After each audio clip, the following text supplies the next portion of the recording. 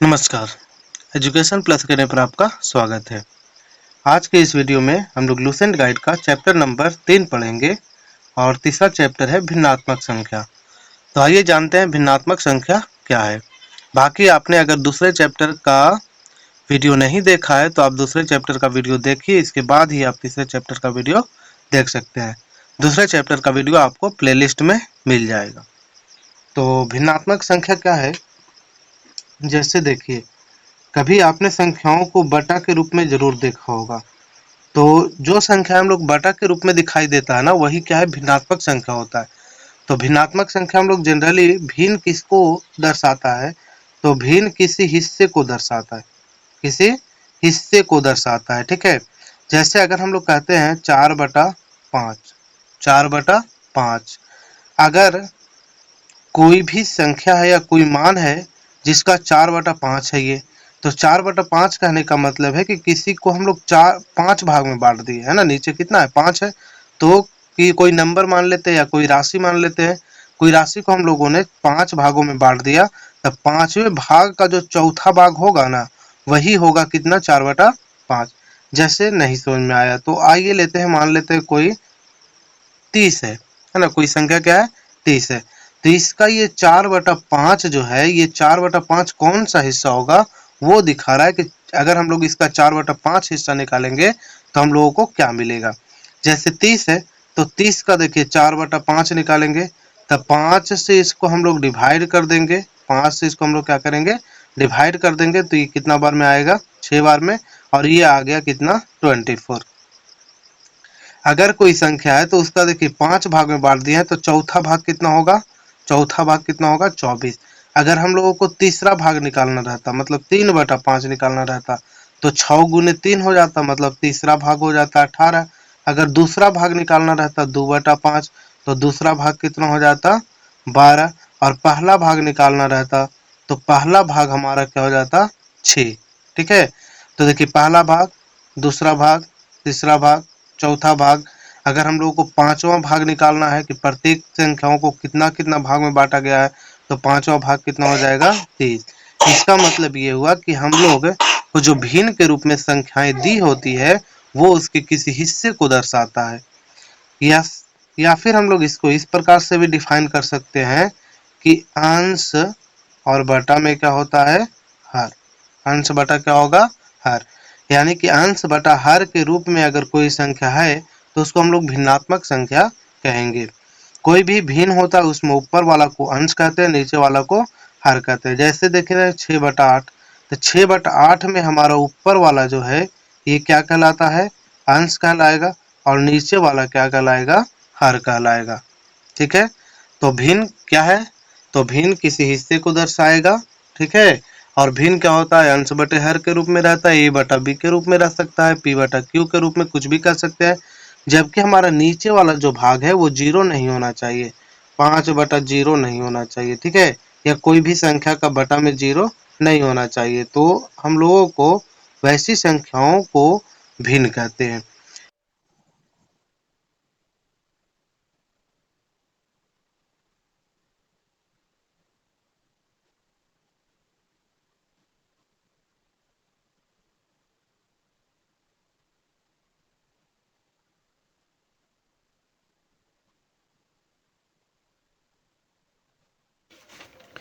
आइए अब हम लोग समझते हैं भिन्नों के प्रकार के बारे में। तो भिन्न कई प्रकार के होते हैं, समभिन्न, विषम भिन्न, तीसरा हो गया संयुक्त भिन्न, चौथा इकाई भिन्न, पांचवा तुल्य भिन्न, छठा समहर भिन्न। तो सभी भिन्नों के बारे में हम लोग अध्ययन करेंगे।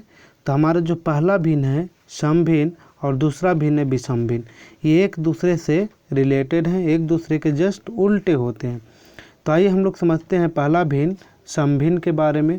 तो समभिन्न में क्या होता है कि जिस भिन्न का अंश क्या होगा, छोटा होगा, है ना। जिस भिन्न का अंश क्या होना चाहिए, छोटा। अगर अंश छोटा होगा तो उसे हम लोग क्या कहेंगे, समभिन्न कहेंगे। ठीक है, जैसे हमारा 4/5 हो तो 4 क्या है, 5 से छोटा है ना। तो ये हमारा क्या हो जाएगा, समभिन्न। तो समभिन्न को हम लोग उचित भिन्न के नाम से भी जानते हैं। इस भिन्न को हम लोग उचित भिन्न कहें या फिर समभिन्न कहें। है ना। तो बस याद यही रखना है कि सम भिन्न में अंश क्या होगा, छोटा। दूसरा भिन्न है विषम भिन्न। तो विषम भिन्न में क्या होता है, इसका उल्टा होता है, मतलब इसमें अंश क्या होना चाहिए, बड़ा होना चाहिए। यानी वैसा भिन्न जिस भिन्न का अंश क्या होगा, हर से बड़ा होगा। अंश क्या होना चाहिए, हर से बड़ा होना चाहिए। तो अगर अंश हर से बड़ा है तो उसे हम लोग क्या कहेंगे, विषम भिन्न। एग्जाम्पल के रूप में हम लोग इसे देख लेते हैं कि एग्जाम्पल में जैसे 12/5 हो गया, तो यहाँ से आपको क्या दिखाई दे रहा है, 12 अंश है, अंश बड़ा है और हर क्या है, छोटा है। तो यहाँ अंश बड़ा है, इसका मतलब है कि यह जो भिन्न है वो विषम भिन्न होगा। 6/5 हम लोग 5 ले लेंगे, ठीक है, 6/5। तो 6/5 में भी वही है ना, अंश बड़ा है, 13/3 है। तो 13/3 में देखिए 13 क्या है, अंश बड़ा है ना। तो ये हमारा क्या हो जाता है, विषम भिन्न हो जाता है ना। तो विषम भिन्न और सम भिन्न एक दूसरे को उल्टा होता है। सम भिन्न का हम लोग एग्जाम्पल के रूप में देखते हैं। तो इसमें क्या होगा, अंश छोटा होगा, अंश क्या होगा, छोटा। जैसे 3/5 है, तो 3/5 में हमारा अंश क्या है, 3 छोटा है। 6/11 ले लेंगे, तो 6/11 में हमारा 6 देखिए 6 अंश है और 6 क्या है, छोटा है। जबकि यहाँ से हम लोगों को क्या दिखाई दे रहा था, अंश बड़ा दिखाई दे रहा था विषम भिन्न में, और सम भिन्न में हम लोगों को अंश क्या दिखाई दे रहा है, छोटा। तो सम भिन्न और विषम भिन्न के फ़र्क को जानने के लिए हम लोग आइए एक थोड़ा सा ट्रिक समझ लेते हैं कि सम भिन्न और विषम भिन्न को कैसे पहचानेंगे। तो देखिए सम और विषम से ही हम लोग इसे पहचानेंगे। जैसे सम में कितने अक्षर हैं, 2 अक्षर हैं, और विषम में कितने अक्षर हैं, 3 अक्षर। तो हमें सम क्या है, छोटा दिखाई दे रहा है, और विषम क्या है, बड़ा दिखाई दे रहा है। इसका मतलब है कि अगर सम भिन्न होगा, अगर क्या होगा, सम भिन्न होगा, तो अंश हमारा छोटा वाला, और विषम देखिए बड़ा दिखाई दे रहा है ना, विषम क्या है, बड़ा दिखाई दे रहा है। तो बड़ा दिखाई दे रहा है मतलब अंश क्या होगा, बड़ा होगा। अब सम भिन्न देखिए, सम क्या है, विषम से छोटा दिखाई दे रहा है। तो विषम से छोटा दिखाई दे रहा है, इसका मतलब है कि अंश क्या हो जाएगा, यहाँ छोटा हो जाएगा। तो सम और विषम को हम लोग इस रूप से आसानी से याद रख सकते हैं, है ना। सम में 2 अक्षर है, 2 अक्षर है जो विषम के, है ना, सम में 2 अक्षर है जो विषम के अक्षरों से क्या है, कम है। तो कम है तो अंश क्या होगा, कम होगा। जबकि विषम भिन्न में क्या होना चाहिए, अंश बड़ा होना चाहिए। विषम भिन्न में अंश क्या होना चाहिए, बड़ा होना चाहिए। तो विषम भिन्न में अंश बड़ा क्यों होगा, क्योंकि इसमें हम लोग इस रूप में याद रख सकते हैं कि विषम भिन्न में 3 अक्षर हैं, तो ये बड़ा होगा। आइए तीसरा भिन्न देखते हैं, संयुक्त भिन्न। तो जिस भिन्न में पूर्णांक और सम भिन्न दोनों शामिल होता है ना, पूर्णांक और सम भिन्न दोनों शामिल होता है, उसे हम लोग क्या कहते हैं, संयुक्त भिन्न कहते हैं।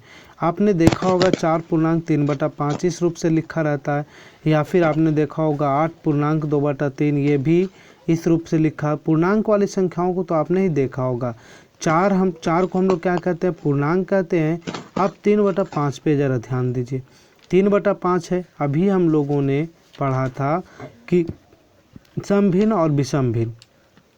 तो 3 क्या है, 3 जो है छोटा है, यानी अंश छोटा है, तो सम भिन्न होगा, है ना। अंश क्या है, देखिए 5 से 3 छोटा है ना, तो ये क्या हो जाएगा, सम भिन्न। यहाँ से 8 क्या होगा हमारा, 8 तो पूर्णांक होता है, 8 पूर्णांक 2/3 इसको पढ़ते हैं। 2/3 में भी देखिए 2 जो है अंश है, और अंश क्या है, छोटा है। तो इस प्रकार से हम लोगों को यहाँ क्या दिखाई दे रहा है, संयुक्त भिन्न में, कि एक पूर्णांक होता है और दूसरा सम भिन्न होता है ना। एक क्या होता है, पूर्णांक, और दूसरा सम भिन्न। तो इस प्रकार से हम लोग कह सकते हैं कि जिस भिन्न में पूर्णांक भी शामिल होगा और सम भिन्न भी शामिल होगा, तो उसी को हम लोग क्या कहेंगे, संयुक्त भिन्न कहेंगे, है ना। तो इस प्रकार से ये संयुक्त भिन्न भी आपको क्लियर हो गया होगा। तो अगर संयुक्त भिन्न के बारे में हम लोग को ज़्यादा जानकारी चाहिए तो हम लोग डिटेल में पढ़ेंगे एक्सरसाइज में। आइए चौथा भिन्न देखते हैं, इकाई भिन्न। इकाई भिन्न क्या है, तो इकाई भिन्न हमारा क्या होता है, जिस भिन्न का अंश 1 होगा, है ना, जिस भिन्न का अंश क्या होगा, 1 होगा, अंश क्या होना चाहिए, एक। इकाई का मतलब ही क्या है, एक होता है। तो अंश अगर एक होगा तो उसको हम लोग क्या कहेंगे, इकाई भिन्न। यानी जितने भी भिन्न रख लीजिए, बड़ा से बड़ा छोटा से छोटा, उसका अंश अगर एक है तो हम लोग क्या कहेंगे, उसको इकाई भिन्न कहेंगे। 1/5, 1/3, 1/8, 1/9, है ना, 1/15। तो सबका अंश आपको क्या दिखाई दे रहा है, एक एक दिखाई दे रहा है, जबकि हर क्या है, यहाँ डिफरेंस है, अलग अलग है। तो हर से हम लोग को लेना देना नहीं है। अगर इकाई भिन्न के बारे में बात करेंगे तो अंश क्या होना चाहिए, एक होना चाहिए। ठीक है, यहाँ देखिए 1/5 है ना, 1/3 है। तो इस प्रकार से ये इकाई भिन्न। पांचवा भिन्न हमारा होता है तुल्य भिन्न। पांचवा भिन्न क्या है हमारा, तुल्य भिन्न। तो तुल्य भिन्न क्या है, देखिए तुल्य भिन्न क्या होता है, दिखने में अलग अलग होता है, दिखने में अलग अलग होता है, जबकि उसका वैल्यू समान होगा। उसका अगर हम लोग काट छाट करेंगे तो वो क्या आएगा, हम लोगों को एक जैसा दिखाई देगा। तो उसे हम लोग क्या कहेंगे, तुल्य भिन्न कहेंगे, है ना। दिखने में अलग लेकिन मान क्या होगा, समान।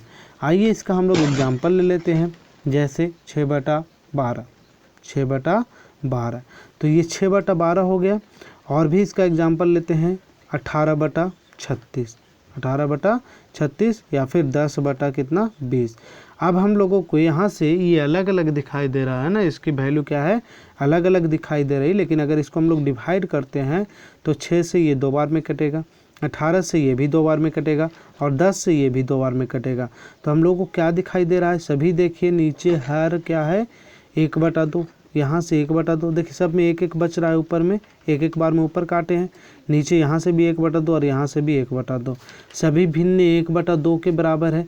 दिखने में तो हम लोगों को क्या लग रहा था कि ये अलग अलग भिन्न है, ये तुल्य भिन्न नहीं है, जबकि इसका वैल्यू जो हम लोगों के पास आया है वो वैल्यू क्या है, समान है ना। ये वैल्यू हम लोगों के पास क्या आया है, समान आया है। तो काटने छाटने के बाद, है ना, अगर हम लोगों को वैल्यू एक जैसा मिलेगा तो उसको हम लोग क्या कहेंगे, तुल्य भिन्न कहेंगे। जैसा कि यहाँ 1/2 था, तीनों का मान क्या है, 1/2 ही है। ठीक है, ये था हमारा क्या, पांचवा भिन्न। तो अब आइए हम लोग बढ़ते हैं छठे भिन्न के तरफ, जो है समहर भिन्न। छठा भिन्न हमारा क्या है, समहर भिन्न। तो समहर भिन्न को समझना हमारे लिए बहुत ही आसान है ना। समहर भिन्न को समझना क्या है, बहुत ही आसान है। सम और हर 2 अक्षरों से ये मिल करके बना है। तो सम का मतलब हमारा क्या होता है, बराबर। सम का मतलब क्या होता है, बराबर। और हर को तो आप जानते ही है कि जो नीचे वाला हिस्सा होता है भिन्न का, है ना, ऊपर में अंश होता है, नीचे में हर होता है।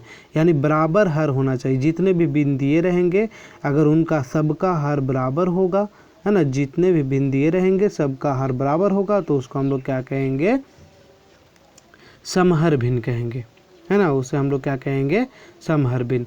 चाहे अंश कुछ भी हो, है ना, चाहे अंश कुछ भी हो, जबकि उसका हर क्या होना चाहिए, बराबर होना चाहिए। जैसे 1/2 हो गया, 5/2 हो गया, 7/2 हो गया, 8/2 हो गया। तो यहाँ से हम लोगों को क्या दिखाई दे रहा है, सभी में नीचे का हर ध्यान दीजिए, है ना। अगर हम लोग हर पे ध्यान देते हैं तो सबका हर क्या है, 2 2 2 2, यानी कि सबका हर क्या है, बराबर है।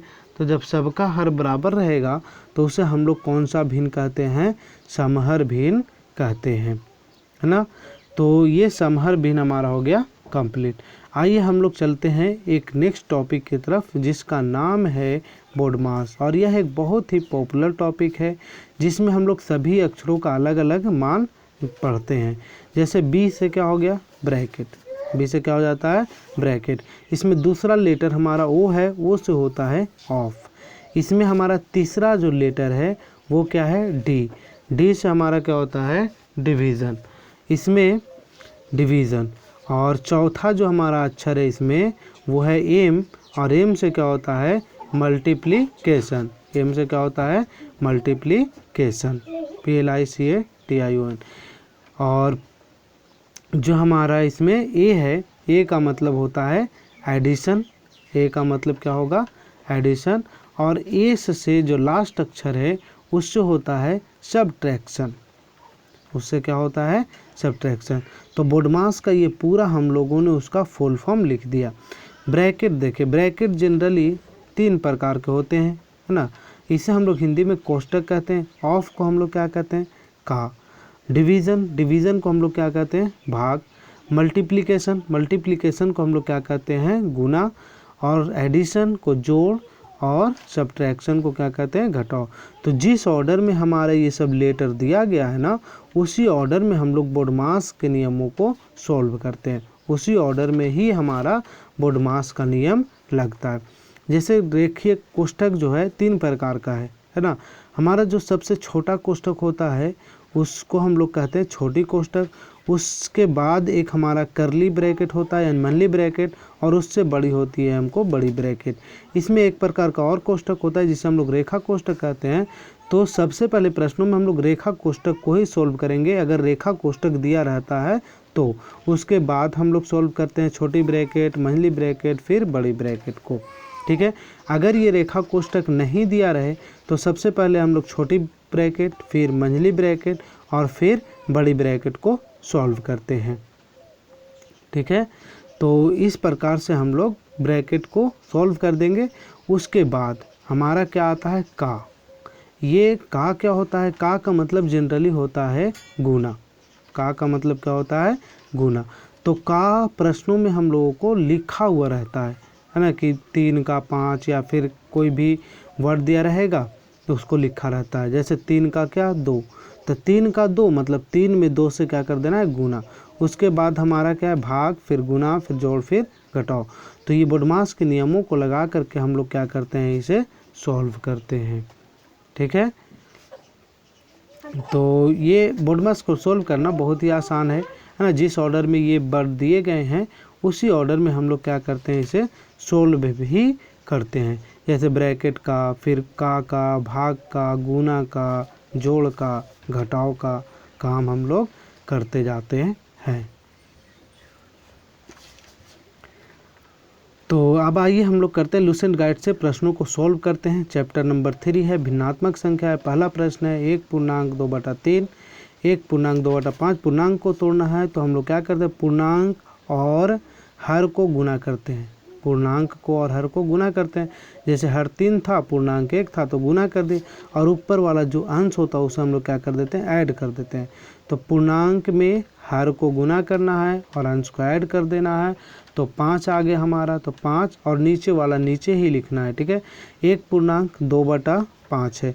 तो 5 में 1 से गुना करेंगे, मतलब हर में पूर्णांक से गुना करना है और अंश को जोड़ देना है। तो 5 में 1 से करेंगे 5 और 2 कितना 7, तो 7 बटा कितना हो जाएगा 5। अब कटेगा तो काटते हैं, 5 से 5 कट जाएगा, 7/3 आएगा यहाँ से। अब 7/3 को जब पूर्णांक में क्वेश्चन था तो पूर्णांक में ही आंसर होगा। तो इसे पूर्णांक में बदलना है। तो पूर्णांक में बदलने के लिए हम लोग क्या करते हैं, 7/3 है तो 3 से 7 में भाग लगाते हैं। 3 से 7 में क्या करते हैं, भाग लगाते हैं। तो 3 दूनी कितना लगेगा 6, 1 बचेगा। अब यहाँ से जो हमारा भागफल आया उसे पूर्णांक में लिखेंगे। भागफल को कहाँ लिखना है, पूर्णांक के रूप में। भागफल को लिखेंगे पूर्णांक के रूप में, यानी कि भागफल 2 है तो 2 लिख दिए। जो हमारा नीचे शेष बचा ना उसको ऊपर लिखना है। शेष को कहाँ लिखना है, ऊपर। और जो हमारा नीचे था उसको नीचे ही लिखना है, यानी 2.1/3 इसका क्या आएगा, सही उत्तर आएगा। 7 को 3 से भाग देंगे तो 3 दूना 6 लगा था। तो यहाँ से जो भागफल आया उसको हम लोगों ने लिख दिया पूर्णांक में। जो हमारा शेष बचा उसको ऊपर लिखेंगे अंश में। और जो नीचे लिखा हुआ था है ना, जो नीचे लिखा हुआ था उसे हम लोग क्या करेंगे, नीचे ही लिख देना, यानी 2.1/3 इसका उत्तर आएगा। ठीक है। क्वेश्चन नंबर 2, 8.1/2 है। तो हम लोग क्या करेंगे, पहले 8 में 2 से गुना कर लेंगे तो 16 और एक 17 बटा कितना आ जाएगा 2, गुना 3 है 3 रहेगा। 8 में 2 से गुना कर लेंगे और एक जोड़ देंगे तो 8 दूनी 16, एक 17/2 और गुना में कितना रहेगा 2। ठीक है। अब हम लोग इसे क्या कर सकते हैं, 2 तरीके से यहाँ से बना सकते हैं। तो या तो हम लोग क्या करते हैं 17 में 3 से गुना कर लेंगे, या फिर 17/2 ब्रेक कॉमन लेकर के भी बना सकते हैं। तो यहाँ से हम लोग क्या करते हैं, गुना कर लेते हैं इसको, है ना। तो 17 है, 17 में 3 से गुना करेंगे तो 51 और बटा में 2 रहेगा। 17 में 2 से करेंगे 34 और बटा में 2। यहाँ देख रहे हैं कि नीचे वाला हर बराबर है, तो जब हर बराबर रहता है तो ऊपर वाला घटा देते हैं, यानी कि 17 बटा कितना आ जाएगा 2। 51 में से 34 घटाएंगे तो अब 17 बटा 2 को हम लोग पूर्णांक के रूप में लिखेंगे। तो 2 से 17 में क्या करेंगे, भाग लगाएंगे। 2 से 17 में भाग लगाएंगे तो 2 8 16 1 बचेगा, 2 8 16 1 बचेगा। अब यहाँ से भागफल को पूर्णांक में लिखना है, शेष को ऊपर लिखना है और जो नीचे था उसको नीचे लिखना है। 8 पूर्णांक 1 बटा कितना आ जाएगा 2। ठीक है, अब हम लोगों को यहाँ से हम लोग इसका दूसरा मेथड भी देख लेते हैं कि दूसरे तरीके से हम लोग इसको किस प्रकार से बनाएंगे। ठीक है, तो दूसरा तरीका में हम लोग क्या करते हैं, 8 पूर्णांक 1 बटा 2, 8 पूर्णांक 1 बटा 2 दोनों जगहों पर है, तो 8 पूर्णांक 1 बटा 2 को क्या करेंगे, बाहर निकाल देंगे। जब 8 पूर्णांक 1 बटा 2 बाहर निकलेगा तो 3 यहाँ गुना में था तो कितना बचेगा 3, माइनस यहाँ से भी बाहर निकलेगा तो 2 गुना में है तो 2 बचेगा। तो 8 पूर्णांक 1 बटा 2 और 3 में से 2 घटाएंगे तो 1 आएगा। तो 8 पूर्णांक 1 बटा 2 में 1 से गुना करेंगे, 8 पूर्णांक 1 बटा 2 ही होगा। इस प्रकार से हम लोग यहाँ देख रहे हैं कि सेकंड मेथड से इसे बनाना क्या था, बिल्कुल ईजी था। आइए बढ़ते हैं तीसरे क्वेश्चन की तरफ। तो हम लोग क्या करेंगे, हर को पूर्णांक में गुना करेंगे, अंश को जोड़ेंगे। 8 चौके 32 और 5 37 बटा 8 हो गया, माइनस 4 दूनी 8, 8 और 3 11, 11 बटा कितना हो जाएगा 4। अब हम लोग यहाँ से ब्रैकेट देंगे, इसका ब्रैकेट देंगे और इसको हम लोग भागा में 4 बटा 5 है तो 4 बटा 5 लिख देंगे। तो इसे हम लोग आसानी से सोल्व कर सकते हैं और यहाँ से भाग करेंगे कितना, 4 बटा 5, 4 बटा 5। अब यहाँ से बोडमास के नियम के अनुसार हमारा क्या सोल्व होगा, तो बोडमास के नियम के अनुसार हमारा सोल्व होगा ब्रैकेट का काम, तो ब्रैकेट में भिन्न का घटाव करना है। तो 8 और 4 का हम लोग भिन्न का घटाव करेंगे तो 8 आएगा एलसीएम और इसको भाग देंगे तो 1 और 37 आएगा, माइनस 4 2 11 दूनी कितना हो जाएगा 22। यहाँ से आप भिन्न का घटाव निकाल लीजिएगा और भाग करेंगे कितना, 4 बटा 5। 37 में से 22 घटाएंगे तो 7 में से 2 जाएगा 5 बचेगा और 3 में से 2 जाएगा 1 बचेगा, 3 में से 2 जाएगा 1 बचेगा, यानी 15 बटा कितना 8, 15 बटा कितना हो गया 8। और ये भाग को गुना में चेंज कर देंगे, कितना हो जाए 5 बटा 4, 5 बटा 4। ये कट तो नहीं रहा है, कहीं गड़बड़ हो गई क्या, 15 पचे 75 हो जाएगा और 8 चौके 32 हो जाएगा। ठीक है, तो इसे पूर्णांक के रूप में हम लोग लिखेंगे तो ये आंसर तो मिल नहीं रहा है। तो एक बार हम लोग चेक कर लेते हैं क्वेश्चन को, क्या है क्वेश्चन में, 4 पूर्णांक 5 बटा 8 माइनस है 2 पूर्णांक 3 बटा 4, ये सब तो बिल्कुल सही किया हुआ है। 4 भागा है 4 बटा कितना 5, 15 बटा 8, यहाँ क्या है 5 बटा 4 है ना, तो भाग करेंगे हम लोग यहाँ 5 बटा 4 से। 5 बटा 4 को हम लोग क्या करेंगे, उलटेंगे तो ये हो जाएगा 4 बटा 5। तो 5 से अब हम लोगों को यहाँ से 3 बार में काटेंगे। ठीक है, और 4 दूनी 8, यानी कि 3 बटा 2 हमारा होगा। ऊपर में मिस्टेक्स हो गया था, तो 3 बटा 2 को अगर हम लोग पूर्णांक के रूप में लिखेंगे तो 2 से 3 को भाग देंगे तो 2 ही क्या ही कितना होगा 2, और यहाँ से बचेगा 1। तो 1 जो हमारा भागफल है उसको पूर्णांक के रूप में लिखना है, 1 जो शेष है उसको ऊपर लिखेंगे और 2 को नीचे लिखेंगे, यानी 1 पूर्णांक 1 बटा 2 इसका क्या आएगा, उत्तर आएगा, है ना। तो आइए देखते हैं क्वेश्चन नंबर 4। क्वेश्चन नंबर 4 है 2 पूर्णांक 1 बटा 2 गुने 3 पूर्णांक 1 बटा 3 और गुने 4 पूर्णांक 1 बटा 4। तो सबसे पहले हम लोग क्या करेंगे, इसका पूर्णांक हटाएंगे, है ना। पूर्णांक हटाने के लिए अंश हर को और पूर्णांक को गुना करते हैं, तो 2 4 1 5 बटा 2 हो जाएगा, 3 3 9 1 10 बटा 3, 4 चौके 16 और 1 17 बटा कितना हो जाएगा 4। कटेगा तो हम लोग काट देंगे और 2 से कट जाएगा ये 5 बार में, 2 पचे 10। अब तो नहीं कटेगा, तो 5 25 में 17 से गुना करेंगे, 4 तिहाई 12, तो 5 25 में 17 से गुना करना पड़ेगा, है ना, कटेगा नहीं। तो 5 25 हो जाएगा, 25 गुने 17, 25 गुने क्या हो जाएगा, 25 गुने 17 और बटा में कितना 4। अब इसे जब हम लोग गुना करेंगे 25 गुने 17 तो 25 सते 75, 25 सते कितना से 175 हो जाएगा, 17 बचेगा, 25 इकाई 25 हो जाएगा, 25 इकाई 25 और 17 42, 42 बटा कितना आ जाएगा 12, यानी 425 बटा कितना आ गया 12। ठीक है, अब यहाँ से हम लोगों को इसको पूर्णांक में लिखना है तो 425 बटा 12 करेंगे, तो 425 बटा 12 को हम लोग भाग देंगे तो 12 तिया कितना 36, 6 आएगा।